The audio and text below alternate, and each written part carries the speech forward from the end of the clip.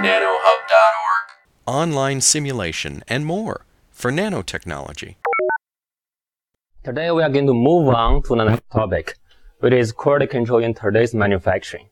So in the entire first half of this class, we talk about control charts over and over again.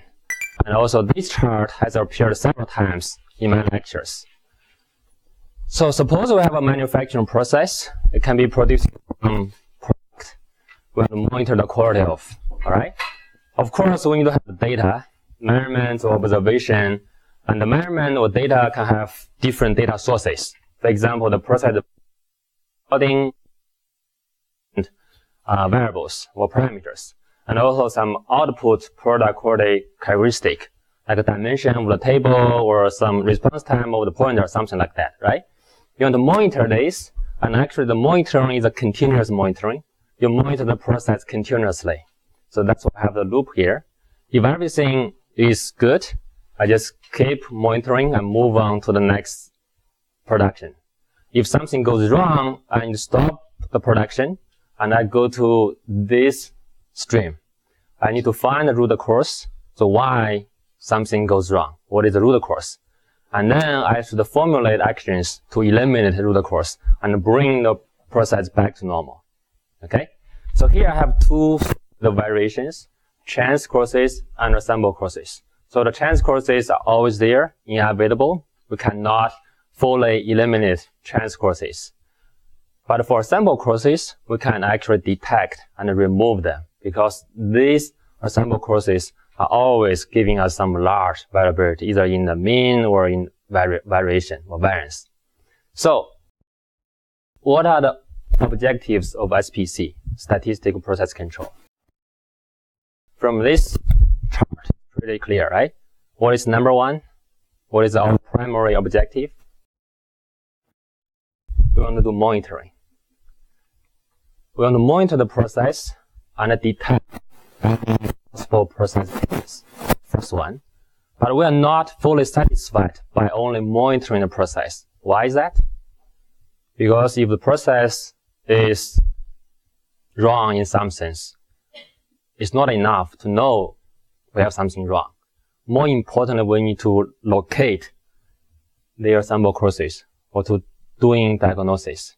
And finally, we should form some correction to the process so we can bring the process back to normal. So I have these three primary goals for any SPC study. So this chart is a more complete view of SPC.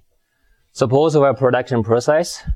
The inspection actually starts even before the production. It starts with inspection of the raw materials. For example, in machining process, sometimes you have a perfect process. The process is performing perfectly. Everything is normal, and you have no to wear. Everything is perfect. But you may still produce some defective parts. And sometimes, when you look into the raw materials, you may know that it comes from the porosity of the casting process. In the engine machining process, okay? If you have an engine block, okay, let's say we have something like this. You want to do the machining in this direction, okay, this is the feed rate direction. Some holes exist beneath the cutting surface. So the cutting dynamics around this area will be abnormal from large variation in this local area. So this is also a root cause for out of control process. But actually this can be eliminated by doing acceptance sampling for the raw materials. And also the accept sampling is very useful for multi-stage manufacturing process. Let's say you have a welding, then you have a machining, then you have a forming. So each process has input and output. The output of the previous process is the input of the next process. You always want to do this, okay? And in the end, after your product is finalized, you also want to do acceptance sampling to make sure that everything going out of your factory is conforming. So here you can do either accepting the product or you suggest reworking or scrapping of the products. So that's the two ends of the production process. In the middle of the production process, we want to do online process monitoring. Of course, in order to make sure that your data are reliable, you need to gauge and R. That's what we did last Monday. We did an experiment regarding gauge and R study. So assuming our data is good, and then we can do process monitoring. We already covered control charts. Okay, we talk about it over and over again. We talk about different control charts, and we also have advanced monitoring methods. We'll see why in a few slides. And meanwhile, after we do process monitoring, we can also do a process capability analysis. So a common metric, this is called a PPM. So that's part of 1 million effective. Suppose you produce 1 million products. You count how many of them will be defective. So you have a PPM metric. Okay, so control charts. We want to monitor the process, right? So control charts are either very good tool, but I'm not saying it's not good. But control charts, of course, have its own limitations. Again, our key objective is to identify when and why something wrong occurs in manufacturing processes. That's the whole point of using control charts. So control charts, that's X bar. We have upper and lower control limit. We also have a center line. And we collect samples. And we plot the sample measurements on the control charts. Let's say we have something like this. If you have something like out of control limits, this is considered a control scenario. Okay? So, that's only telling us when something goes wrong. Is that right? When we have out of control point, we know something goes wrong with the process. So the when actually is talking about the monitoring. But also we are interested in knowing why this happens. Is that right? So that is actually diagnosis. Can control chart tells us the diagnosis results? No. It can only tell us when something goes wrong. So what possible tools can we use to know why this happens? Anything. Whatever you have in your mind. What can be used to do diagnosis? Can you speak up? Cause and effect diagram. The fishbone diagram, right? So you have something wrong, say, with the machining process. If you have some big hole, so you may guess that maybe the cutter is broken. Something like that, right? But this requires extensive expert knowledge. You need to know your process very well. That's why quality engineers in the factory, they always work with other people, like process expert, right? Because from data, all conclusion we can get is whether the process is out of control or in control. But we don't really know why the process is out of control. What are the root causes? So that's a more interesting problem when you want to eliminate this one and bring the process back to normal. So control charts are very powerful. Okay, since Shorhart proposed the first control chart in history, control charts has given us huge success in monitoring various manufacturing processes, even service processes, not only for manufacturing. The control charts have to be used when some conditions are met. Is that right? So for Shorhart control charts, we need to have some statistical assumption for data distribution. What is the assumption for Shorhart control charts? What distributions do we use? Normal distribution. So does this mean that we cannot use Shorhart control chart when the process variables or quality characteristics do not follow normal distribution? There are some conditions we can apply, and we need to rely on one theorem, which is central linear theorem, right? So we need to have these two conditions to be satisfied before using Shorhart control charts. So how about S-square control chart?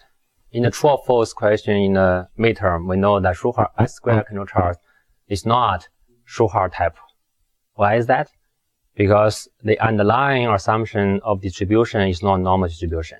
So instead, the distribution of this is what? Chi-square. Okay?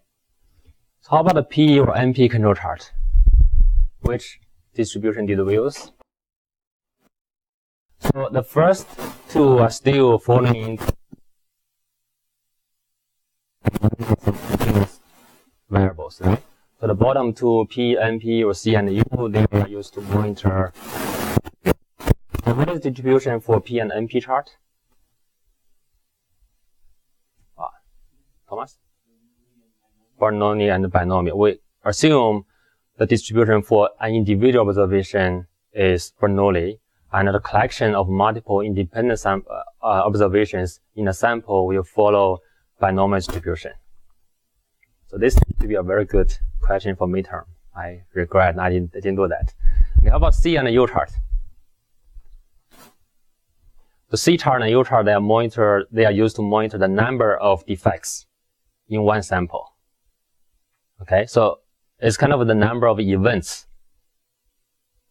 which means we can use Poisson distribution. Okay, but the point is here is statistical distributions are always required. Without distribution assumption, you cannot use control charts. So actually, there's another requirement for using control charts. What are the relationships between the samples in the control chart? What assumptions do we make? Do they follow the same distributions? Or they can follow different distributions?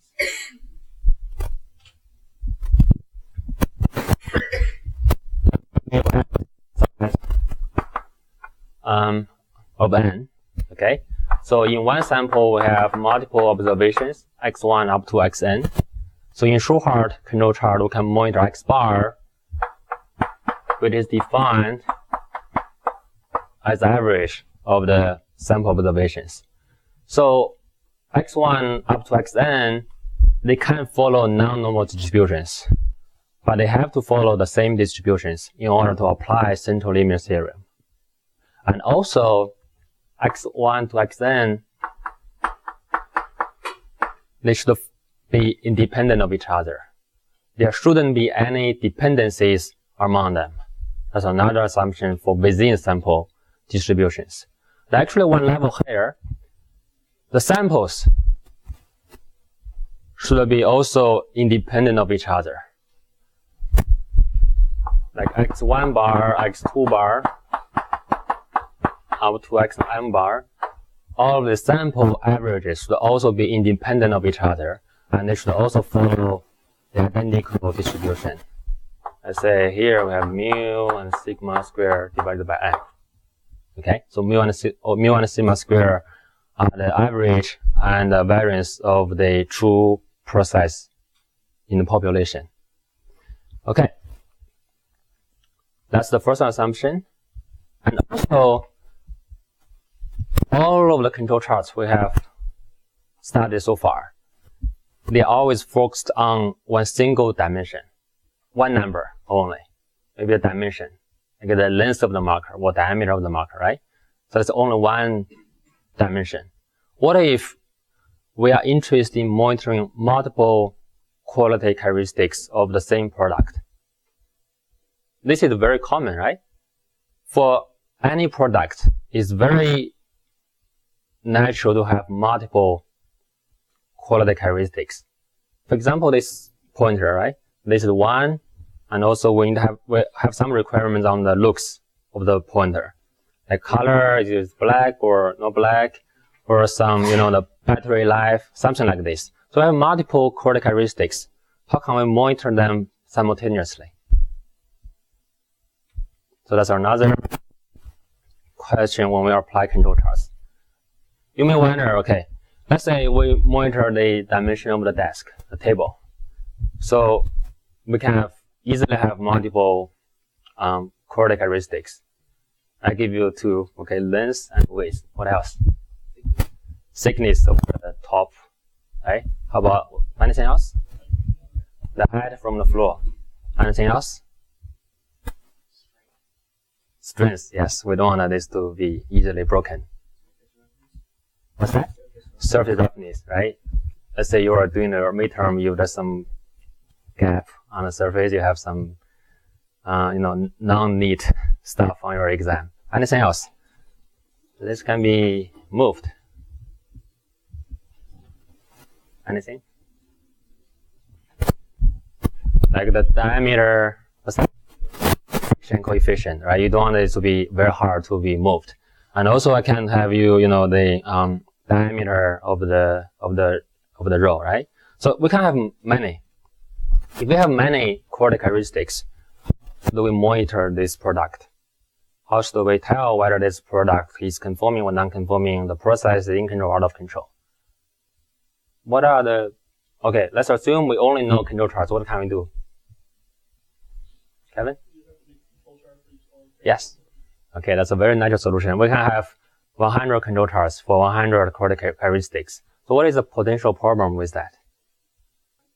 You're saying which error you are making?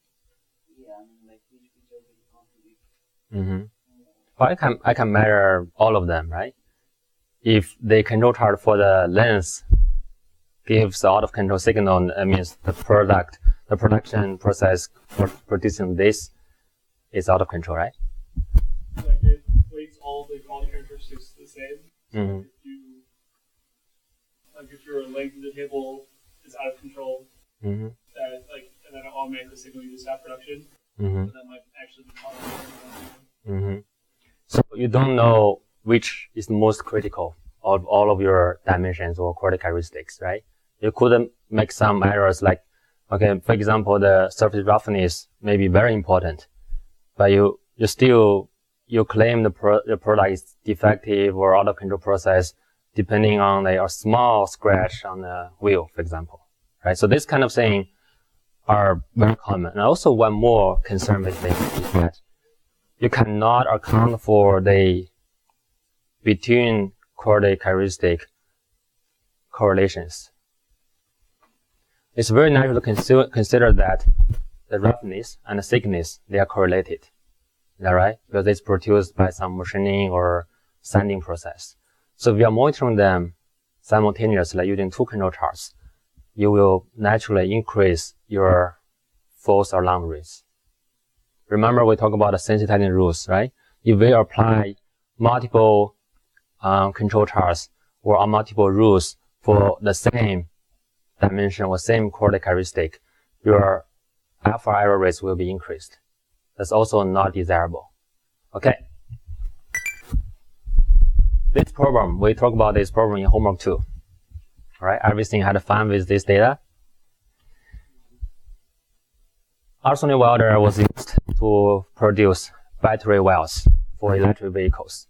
So we collect 4 features from some signals, and we summarize the case statistic for each feature from historical data, and we assume this data are the true population mean and variances. So we have this table showing that. And then we constructed 3 sigma control limits based on this. So now we have single observation in one sample, right? So for individual measurements. So we have these control limits for each feature 1 to 4. And then we construct our control charts, and this is our result. So feature 1 to 4 are shown by these 4 figures. Is this good? Any problems here? Any violations of the conditions for applying control limits, control charts? Anything?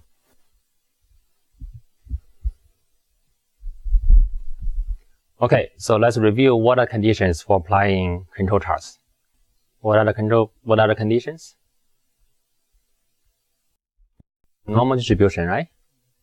Does the data look normal? Intuitively, does the data look normal? For example, in this chart, in this figure, we see many increasing trends, right? We have many of this. Yeah. So this is caused by tool replacement. So there's a horn and anvil in each welder. So during this process, an anvil and horn were used. And then at this point, the horn or anvil was replaced. So we have a drop in the feature 1. Okay. So how about other things? We know that normal distribution is always symmetric. If we use histogram to construct histogram for this data, which we did in homework 1, did you see any symmetric pattern or not so symmetric? Well, I would say the data was not very symmetric. You can see this and this, that is not balanced, right? There are a lot of out of control points on the upper end, but not in the bottom end, right? Okay, that's for feature 1. How about feature 2?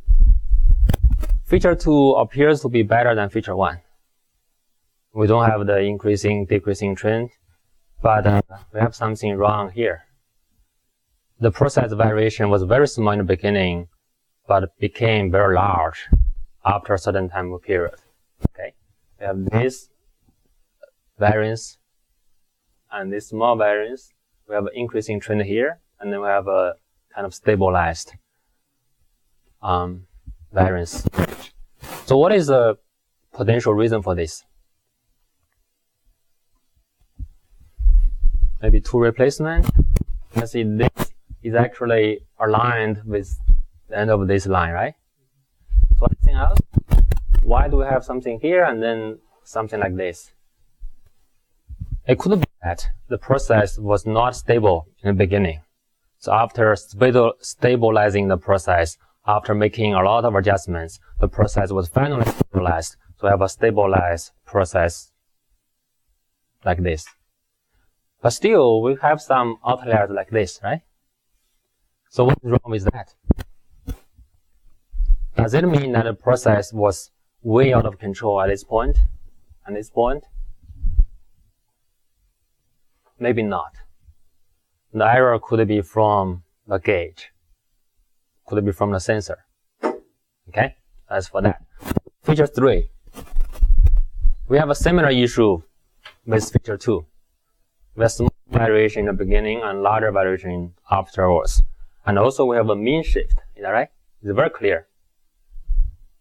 This is our mean in the beginning and this is our mean afterwards.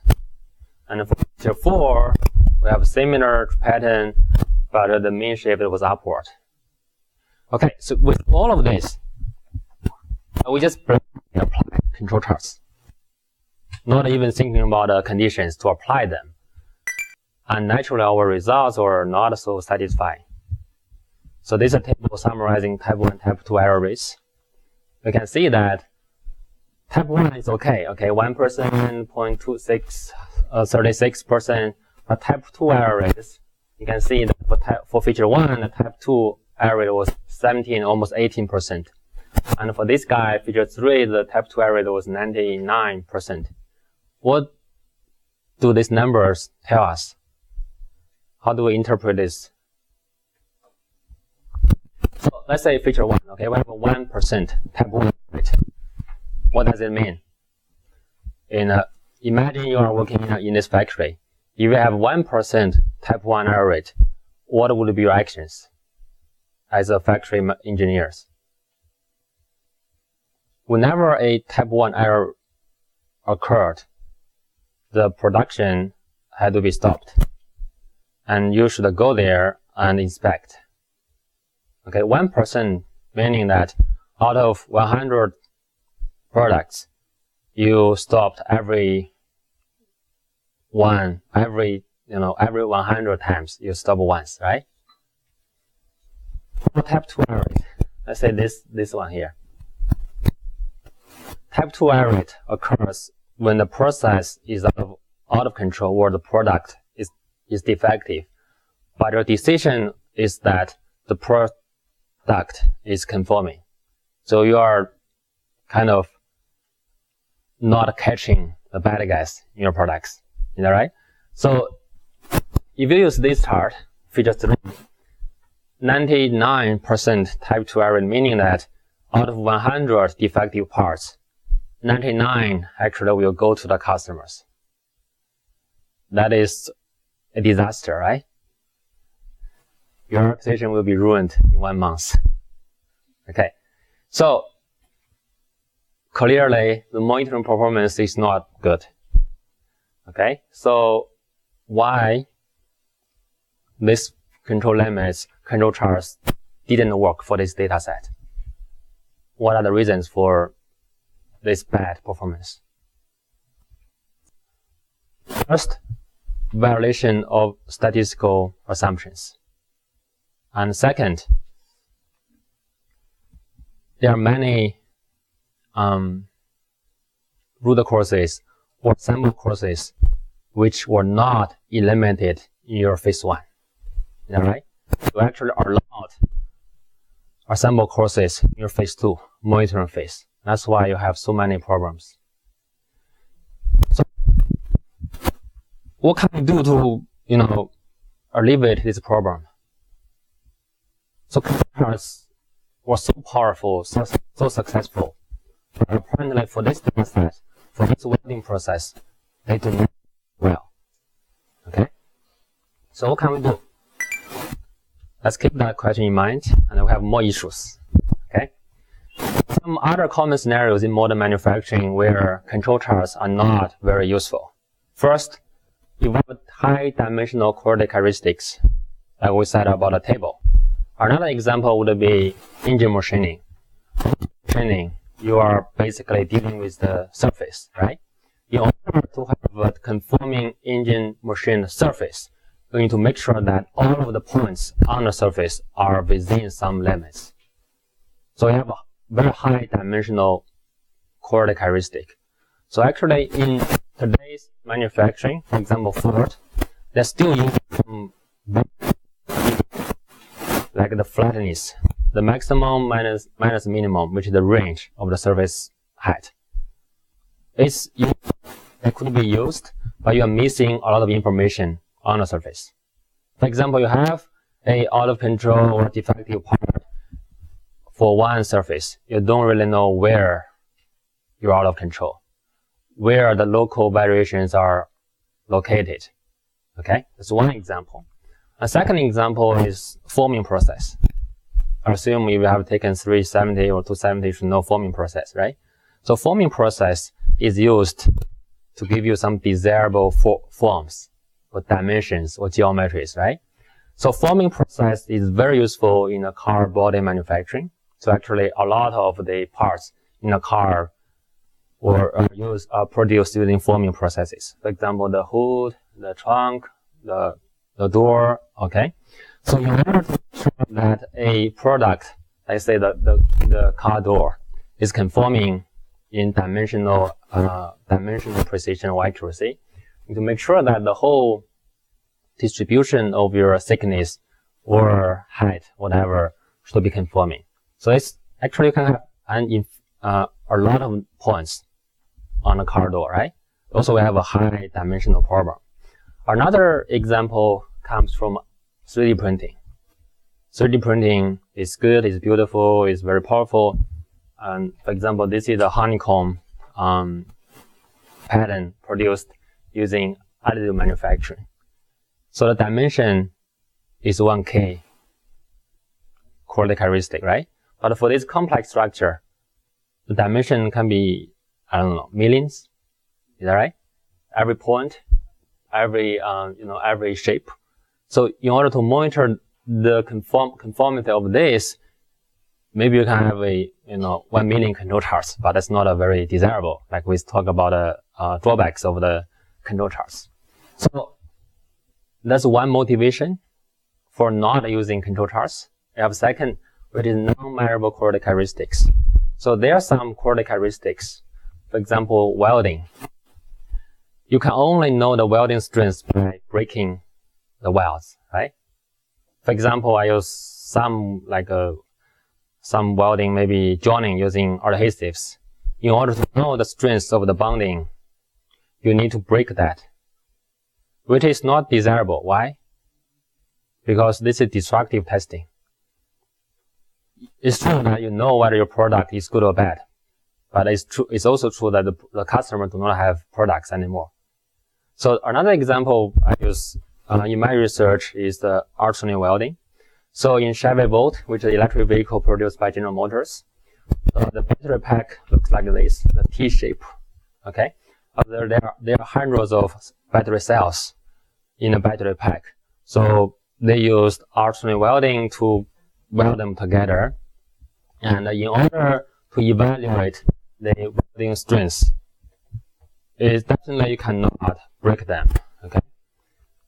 If you really want to do that, you can PU test and collect the TPU load versus displacement curve, and then you can classify your welds into conforming or non-conforming. But again, this is destructive testing, which is not desirable in production. You can do this in your lab, right? You can do this to study the mechanism of the process, to estimate the robustness of the process, but you cannot do this in real production. So, with all of this said, it means that we need some new tools. Okay? Alright, so we need some new tools. Okay? So, our goal is to predict quality by analyzing data using some model. So in control chart, we use control chart, which is our model to process single dimensional data to predict quality, right? So that's our control chart method. But this is not enough, like we said. But what is a general approach to do this in a more generic way? So actually it's a three-step procedure. First, we need to have data. The data can be single dimensional or high dimensional. And then we need some model. Okay, you can do this. And then we predict. But the procedure is not as simple as this chart shows. There are some fundamental issues here to be solved. First of all, how to collect data, what data to be collected, right? And second, how to build models, what models to be used. We have so many models. Can we use Lagrangian models here? Or Newton's laws here? Probably not, yeah, right? And how to evaluate models. Let's say we have some models, like control charts, or some other models. How can we evaluate the performance of such models? Type 1, Type 2 could be one option, but we need something more comprehensive. So, finally, we can talk about machine learning. Can we use machine learning to do this task? I know many of you are taking this course because of machine learning. I apologize for taking several months to reach this point. But like I said, it's important to understand the control charts and some other fundamental approaches in this area before we go to machine learning. So machine learning is so popular. Everyone is talking about machine learning. Even people in Starbucks, I go there very often. There's one day the manager was talking to his staff members. Oh, I lost track of the sandwiches. So by the way, I like one sandwich very much, but there's a 10% probability when I go there, they were running out of that sandwiches. So the manager was saying, can we use some machine learning approach to track and predict the demand for each product? Of course, they can do that. Okay. But why is machine learning interesting in our area, in the manufacturing area? Before answering that, let's step back and talk about machine learning. What is machine learning? So machine learning is actually a very old term. So Arthur Samuel proposed the term machine learning in 1959. I believe none of us were born at that time, including me, although I'm older than you. So actually, Arthur Samuel has some tie with UIUC. So he spent several months or 1 year in 1946 at Illinois working on initiation of ELAC, the Illinois Automatic Computer. So this was one of the earliest, I think one of the 5, there's a series for ELAC computers, so that's the first one. So he actually initiated this in 1946. But this term was proposed in 1959. Okay, so when it was somewhere else, and actually we know that Illinois is a good place for cultivating scientists and engineers. In this class, there's one other famous person we mentioned who had some tie with Illinois. Who is he or she? First lecture, we talk about that. Okay, what control chart? Shewhart. So he was born in Illinois and he spent some time at the UIUC, but he got his PhD in physics in Berkeley.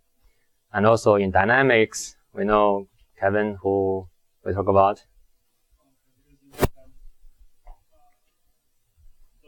Bodhi. So Bodhi was, he also spent some time in Urbana actually. Okay. So there are many different definitions for machine learning. So the first one from this website. So machine learning is the science of getting computers to learn and act like humans do, and improve their learning over time in autonomous fashion by feeding them data and information in the form of observations and real-world interactions. There are some keywords: learn and act like humans, data, and also observations. The second definition from Wikipedia: machine learning is a field of AI, artificial intelligence, that uses statistical techniques. This is interesting, okay? To give computer systems the ability to learn from data without being programmed. Okay, we have several keywords here as well. And third, machine learning is an application of AI that provides systems the ability to automatically learn and improve from experience without being programmed. So this is similar with the second one. And machine learning focuses on the development of computer programs that can access data and use it to learn for themselves. So the wording is different, okay? But there's some keywords which are in common. First is learning, and data, okay? And automatic, autonomous, and artificial intelligence. I have a theory about, the development of science and technology. So I think one major driver for science and technology development is people's laziness. You know, right? What was the invention? Why did people invent cars? They don't want to walk, right? How about the planes? They were thinking cars were too slow. And how about computers? They don't want to compute. Is that right? Does it make sense? So another driver for this is people always want better things. Like, we are improving, the computers over and over again, right? The first computer, like ELAC, I think that took several, I don't know how many thousand square feet to store that computer in the first computer. But now I see your laptop or even your smartphones. So this improvement was driven by people's, pursuit for good things and better things. So what is your definition of machine learning? Everyone can define the machine learning in their own ways. Can we propose something differently for machine learning definition? So machine learning, in my opinion, is as simple as asking and teaching machines to learn and perform tasks instead of humans. That's my opinion. Okay, so what is your definition? You can think about that after class, and you can actually update Wikipedia. You may not be accepted, but you can always propose something there. So why is machine learning interesting to our class? So actually machine learning is very broadly applied to different disciplines. There are different tasks, for example, supervised learning, and semi-supervised learning, unsupervised learning, reinforcement learning, active learning. So they are all termed as something plus learning. And the applications are also very broad, like classification, regression, clustering. But it's control chart of machine learning technique. So here we have mention that statistical technique. So actually, there's quite some confusion about machine learning and statistical learning. So control chart, of course, is a statistical technique.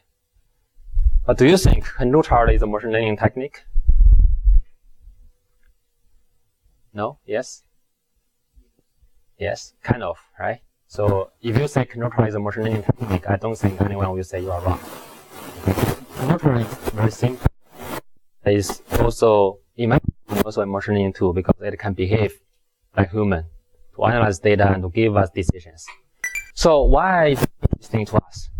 So machine learning and quality control, actually these two different areas had intersection several years ago, maybe 10 or 15 years ago. So supervised learning and classification can be directly applied for quality monitoring. Supervised learning can be illustrated here by this chart. Let's say we have different fruits. We have apples, bananas, and this maybe mangoes, right? So we have some model to train, and then the model can tell us which fruit belongs to which category. So that's a very simple example for supervised learning. So if you were to design this machine learning algorithm, what data you want to collect? Or what sense you want to give the machine to do this? Can we do the color? Yes, then one can use computer vision, right? How about the shape? Also computer vision. Anything else? Maybe the weight, right? I have one proposal. Can we use the taste? Yes, but that's going to be destructive testing. But it's not desirable. When you do that, your customer do not have this, right? Okay. Another example given back here. So we have assembly line. We have the toys in different colors, in white and in black. So you want to know which one is which, so that you can, do the packaging. So this obviously can be determined using computer vision to detect the color. Is that right? So this is very useful in assembly process. Because everything should be autonomous in a smart factory. So if you have this, you have this, splitting process, which is automatic, so which can be very helpful, can save you a lot of cost and time. So in manufacturing process control, our interest is to design algorithms that can achieve three goals. First one, distinguish between conforming and defective products. And second, identify root causes when the process is performing abnormally. And third, form control actions to correct errors. Does this look familiar to you? Again, it's monitoring, diagnosis, and control. The goal is the same, it's control charts, but only when something better than control charts. So what can we do? This is definitely not enough, right? I mean, something more delicate in reaching this framework. So actually, in manufacturing process control, we have this generic framework. First, we need to have some sensors. So sensors, like computers, they don't have any senses, right? But our human learning, we heavily depend on our sense. Vision, like sound, maybe smell, taste, something like this. So the sensors exactly replicate human senses. We can use computer vision cameras to mimic our eyes. We can use microphones to mimic our ears. Okay? So something like that. So we need to select some sensors, but not all sensors are used for applications. So to do sensor selection. Once you have the sensors, you also have to consider where to place your sensors. If you have a welding process here, it doesn't make sense to place the sensor in MEB building. Is that right? It may not make much sense if you place the microphone to be very close to the welding tip, because the sensor may be broken because of the hard, very strong oscillation in the signal. So it is very tricky where to place your sensors. and also how do you design your hardware to have amplifier, to have alignment of multiple signals. So actually this will be your first step in this whole procedure. And secondly, you should do signal pre-processing. It's very often in your signals you have a lot of noises. Okay, so how do you filter noises out? Do signal processing. And next, the signals are profiles or images. So these are very high dimensional data. So all of this high dimensional data, not all information is useful. That's why we need to do feature generation or feature extraction and feature selection. We extract the most important information from your sensing signals. So that's the goal of the second step. So after this, you can train your classifier and test your classifier. So classifier or classification algorithm is to do classification, like for the shape. Okay? So finally, you can use this to do quality prediction for online monitoring. So this whole procedure actually is not as easy as it appears. Each block here requires a lot of training, a lot of expertise from different areas. Okay? So let's say we have some quality monitoring system set up. How can we estimate, evaluate the performance of it? Remember this chart? From control charts, we have type 1, type 2 errors, and also we have the same thing over there. So, can we apply the same concept to monitoring system performance evaluation? Of course. Our goal is to make as accurate prediction as possible, to make as minimal errors as possible. That's our goal, right? So we can still use this, but here I should emphasize that we have a two-class problem, true or false, good or bad, two classes only, two categories. So here, instead of saying the process is in control or out of control, we need to replace the terminologies with defective, conforming, non-conforming. But first of all, we should replace decision with decision based on classification algorithm. So that's your decision from your machine learning techniques or tools, okay? And then process is in control is replaced with product is conforming. And here, in out of control decision is actually product being defective, okay? And here, product is defective, and here is product is conforming according to your decision made by your algorithm. So again, we have this type 1, type 2 power confidence. All of these terminologies are the same with control charts. Remember that one goal of SPC or quality control is to do diagnosis. But this is not enough, right? If the monitoring system tells you whether the product is good or bad, that's not enough. You also want to know the root causes. That basically means we have a multi-class problem. If that's the case, we should use confusion matrix instead of type 1, type 2 error table.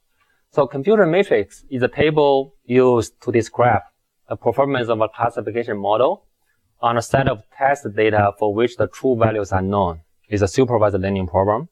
So I have two examples, two confusion matrices. So I have three classes, okay? Here is my truth, and there is my prediction. When the true label is class 1, I may make 3 decisions. Maybe class 1, class 2, class 3. But only this block here gives you the correct decisions. All of these two are actually errors. But we no longer have type 1, type 2, actually we have type 3, type 4. We have many different types of errors.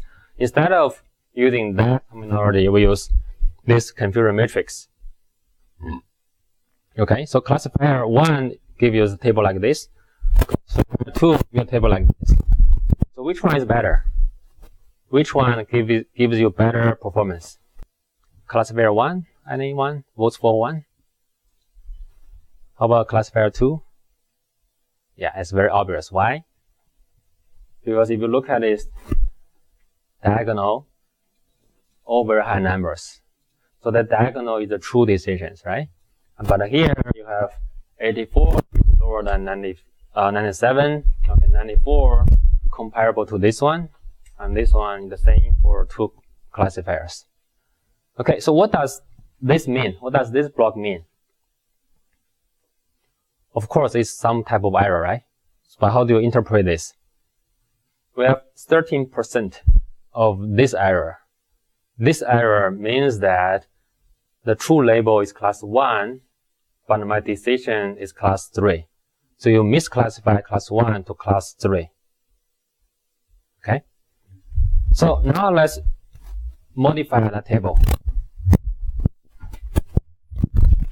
I ask some of you to give me an estimation of this. Some of you saying it's pretty hard because you may be on a boundary or something like this. So how about I do this? F.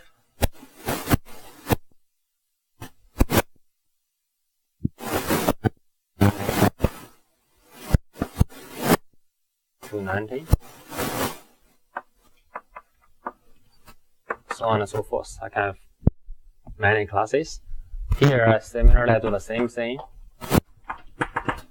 So now, obviously, I cannot do this. But I can still, do the confusion matrix, right? So what is a perfect classifier? A perfect classifier gives you 100% correct decisions. It is 100% in which elements here? All diagonal. You have 1 here, 1 here, all of this 1. So you have a perfect classifier. But that's not possible. Okay? So now let's talk about one case study. So the procedure is clear, but we still don't know how to fill the gaps for each block. So that's going to be the focus of the second half of the class. We'll talk about each of them individually. Starting from feature generation and feature selection, and we talk about classification, and finally about the evaluation.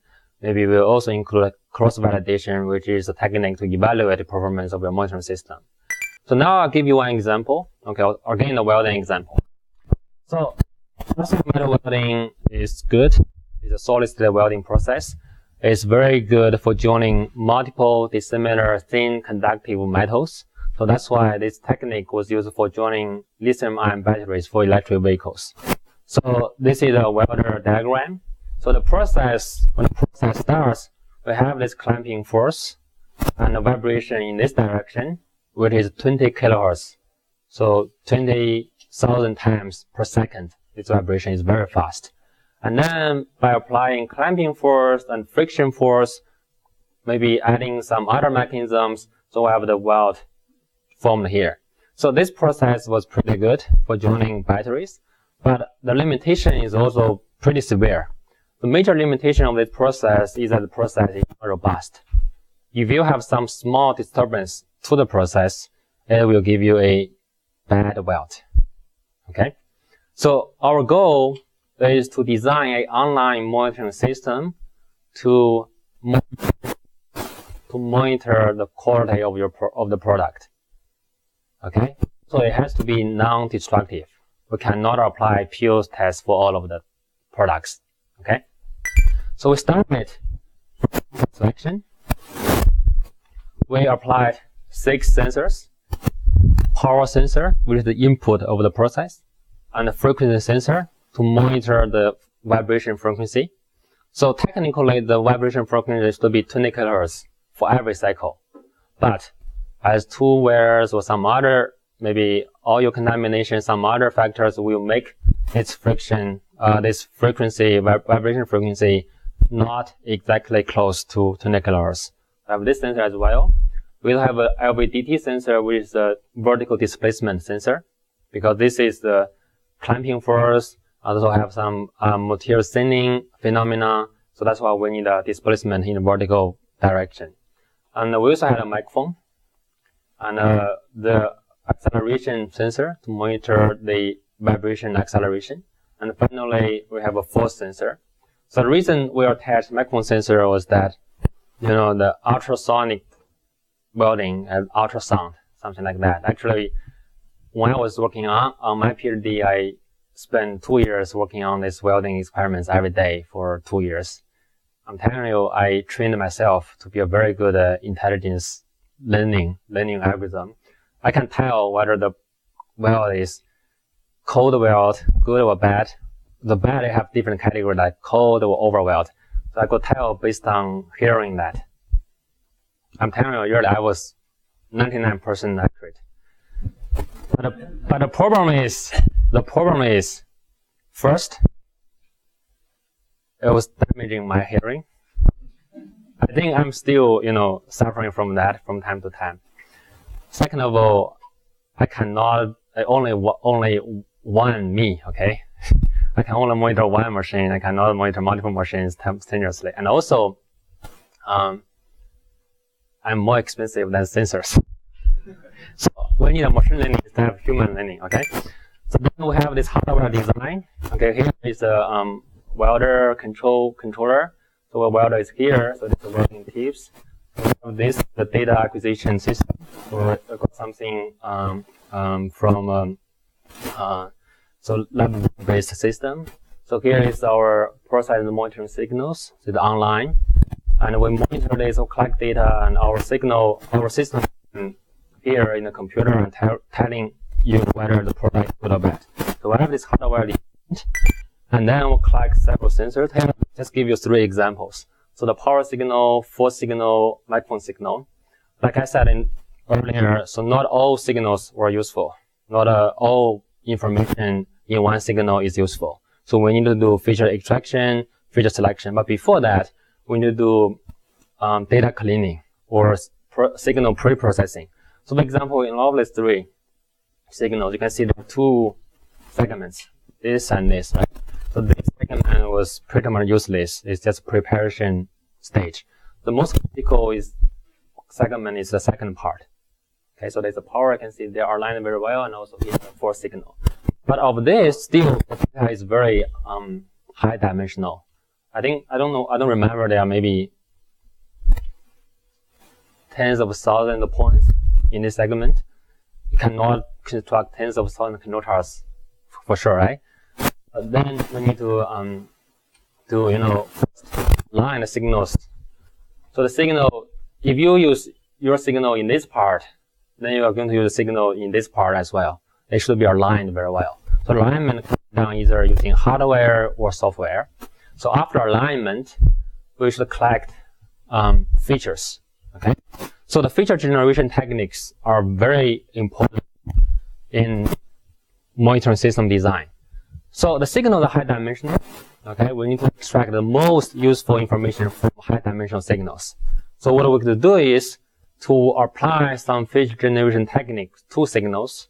So the techniques can be from time domain, frequency domain, PCA, principal component analysis, or statistics.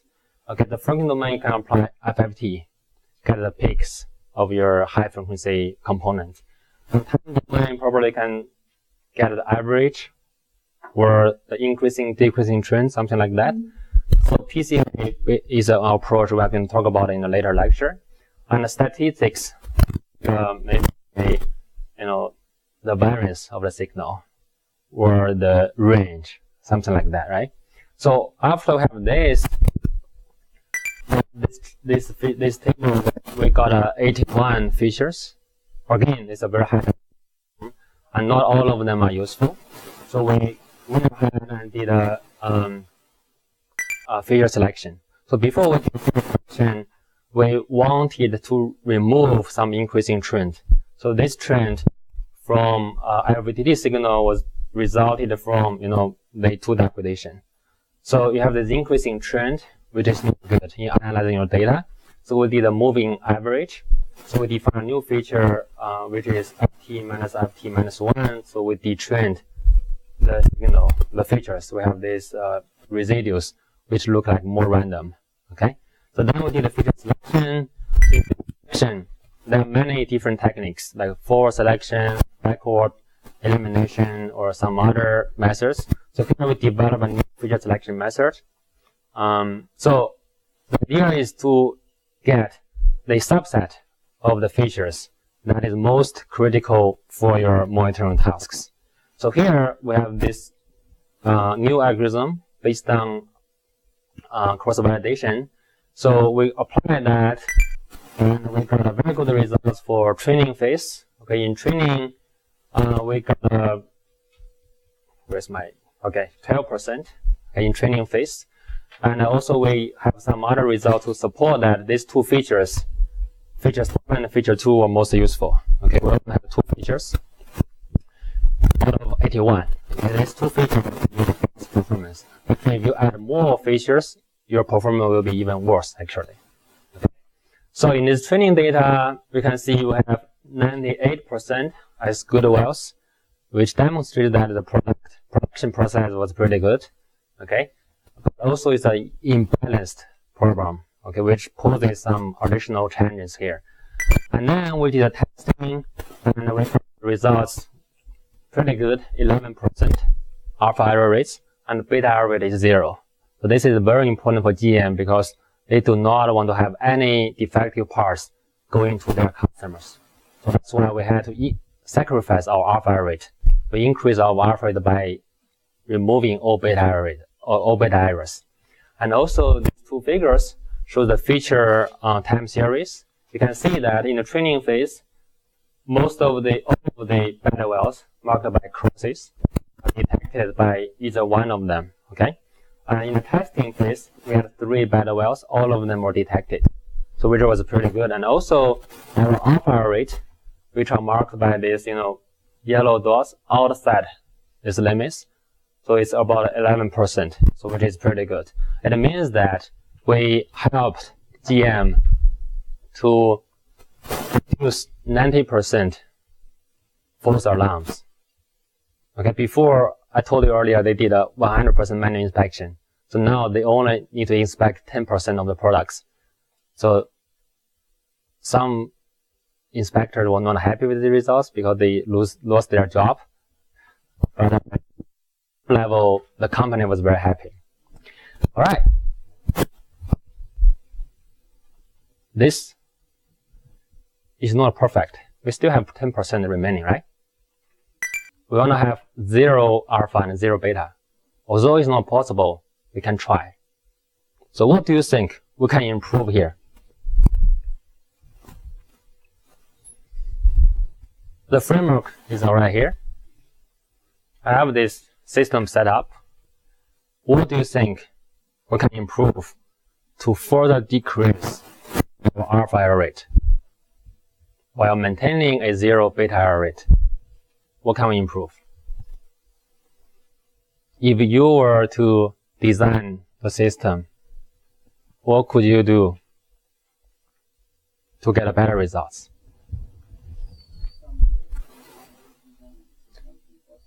So some maybe optimization on hardware design as well as signal processing, right?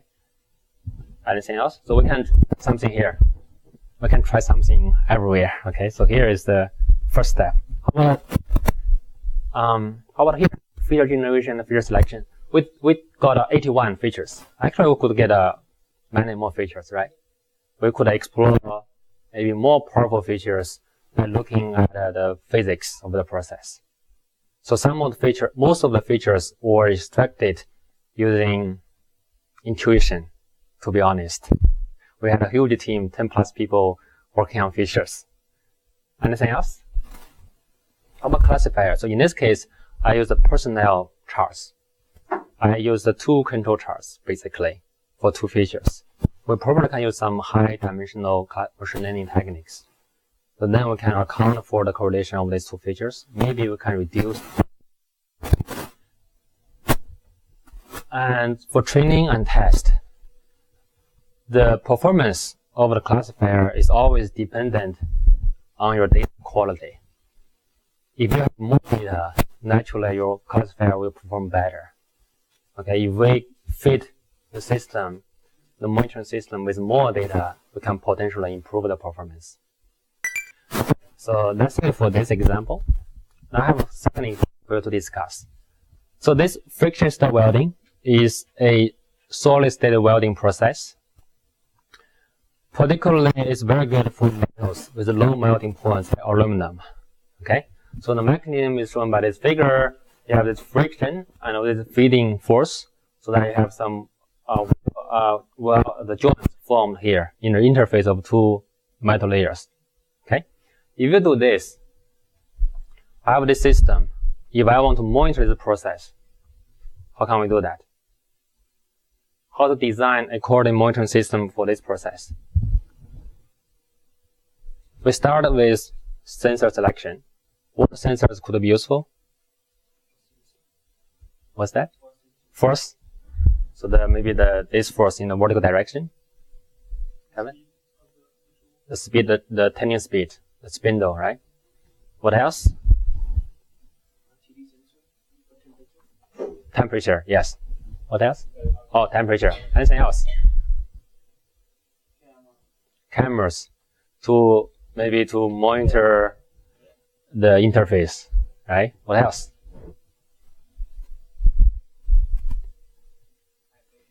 Vibration. That's very good. So you don't want to have some chatter or high vibration during the process. Anything else?